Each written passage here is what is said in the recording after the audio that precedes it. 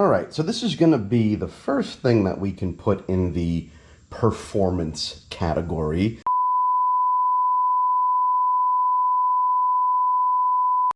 Sorry, we had some technical difficulties there, I promise. I was talking more about what was inside that little box and why it was a performance piece, and the GoPro decided it was going on break, and we didn't capture any of that, as well as some of the lead-in of the install process.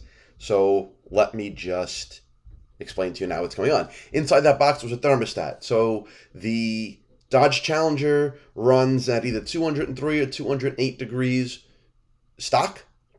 I want to bring that number down, right? So let's let that thermostat kick on at a lower temperature so we don't have to wait for the engine to get so hot before we start trying to cool things back down again. So this is a 179 degree thermostat in there.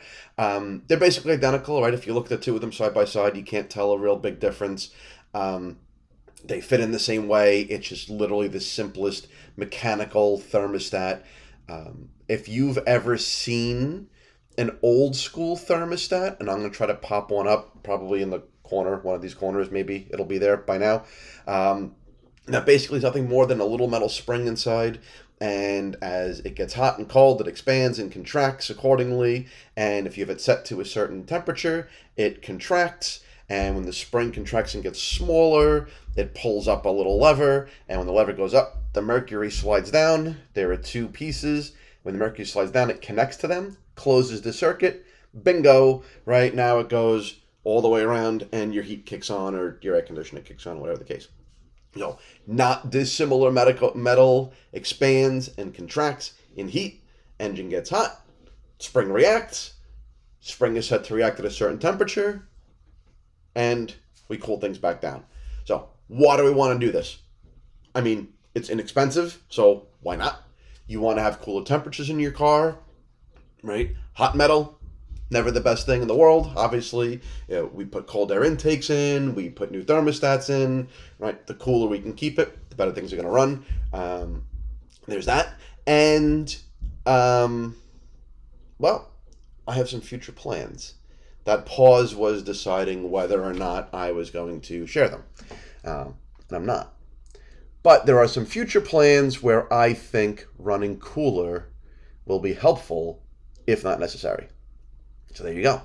Now, we're going to flip over back to the video in just a sec, but what you're going to see here is when you're looking down at the engine, right, that big hose, very obvious, that goes in. Right below that hose is the thermostat. You've got two bolts on the corners of this. When we kick back, I think I'm going to tell you it's 13 millimeters. So we're going to ratchet those off, pull that out, and I think there's another gap in the video where the GoPro decided to get wonky again.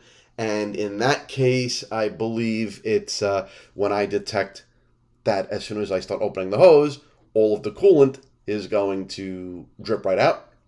And I just take a big garbage bag and shove it all down in there without ripping it and open it up underneath. So when we take the hose off, all the coolant goes down right into that bag. So there you go. With that, let's bring you back to the install video. Thanks. This is a 13 millimeter socket that fits right on here, by the way.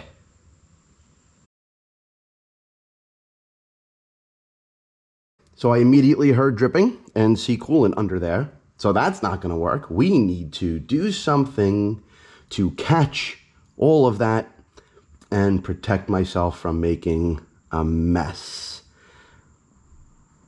It's a very good question. Stay tuned. So this will absolutely not work with the catch can in there. So that had to come out, which is just positioned a little bit out of the way over here.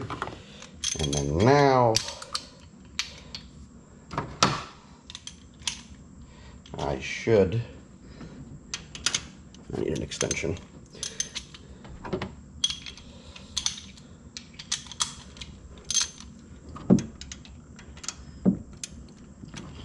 Okay, and as usual, not a lot of room with the shaker in here. Maybe a longer extension will do it. if I can get back out of the way of the hose here. There we go.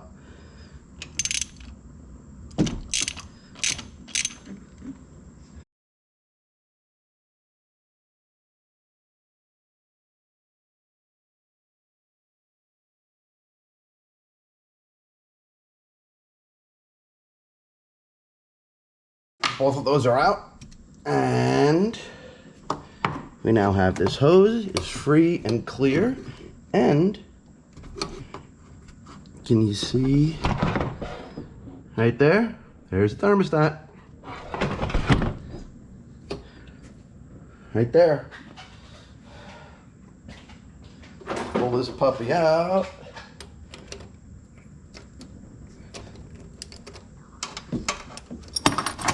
Whoa.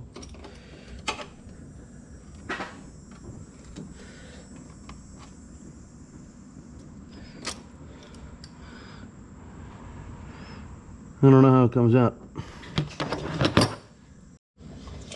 All right, I'm gonna pry this out, but I have a feeling a bunch of coolant is gonna come flying out.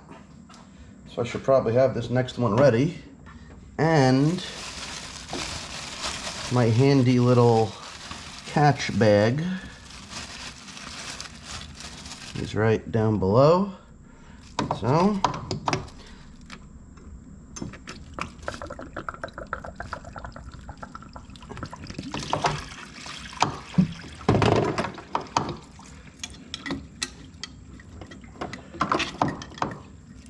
okay. And the new one is in. That's all. Getting to it was the biggest pain of everything, but it's in. Looks like it's seated in nice and tight. And then we're gonna close this puppy up, take the garbage bag out, and refill the reservoir. Well, that's it. There you go. Looks a lot easier than I thought it was gonna be once I figured out that I had to move that catch can out of the way. So, catch can will go back in at the end of all this, but there you have it. And here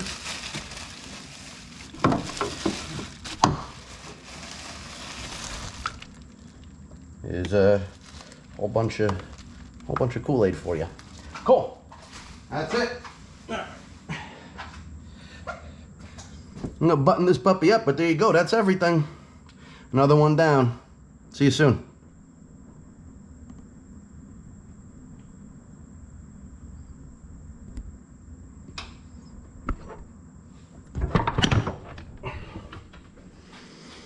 Also, I don't ask this nearly enough, guys, but please like and subscribe here. Hit that button for me. These are things that, I wanted to do anyway, but I really want to take the time and help you guys learn how to do it. Some people are super handy, mechanically inclined. Some people not at all. Somebody like me in the middle where I don't know how any of this stuff works ahead of time, but, I kind of figure it out and do a little bit of research, look around, poke around, and get it working. So really appreciate it if you would like it, if you would subscribe, if you would share it. I just want to help the Mopar and motoring community just learn about cool, somewhat inexpensive ways to, make their cars better and enjoy them. So please, appreciate it. Smash those buttons for me. Thanks.